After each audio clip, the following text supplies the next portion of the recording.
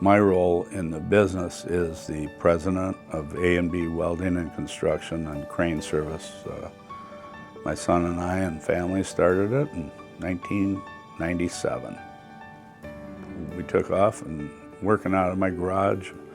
Wife was a little upset with me. She didn't talk to me for about 2 weeks because I didn't get a penny for 6 weeks. So when we started out, I would work till 2 in the morning. I'd be back up at 6. And that's everybody's story. You got to start out at the bottom, and we did, And we started out there, and we've grown to be probably right now, I think we're the 3rd largest crane company in the state. Every day is a challenge. It's a new challenge. You try to move 25 cranes around the city and the state and the 5-state area, whether it's permitting and the guys and the fuel permits, you got to have the crane.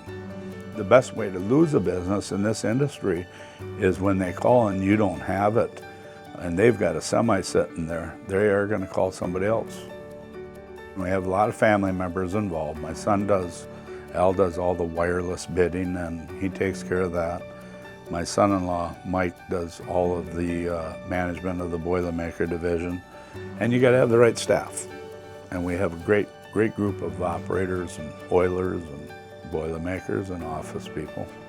So if you surround yourself with good people, they'll take care of you and we take care of them. You don't go to a banker when you got $1 million sitting in the bank. You go when you need the money. First thing we bought with First Source was a 36-ton boom truck.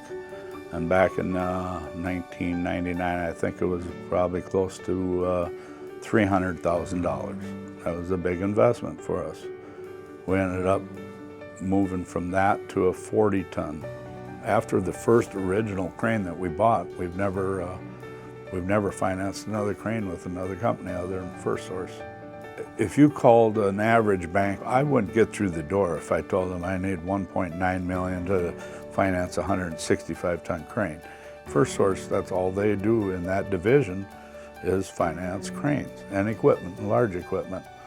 And so they know the value of it and they know the revenue it can produce. Everybody says, why don't you retire? I said, why do I have to retire? We're a family business that's got to be here for another 40, 50 years. We're to the point where my grandson works for us now and he'll be a good future down the road. If we didn't have First Source backing and the banking that we get from First Source, I'm thinking we may be about half the size of what we are today. We are loyal to First Source.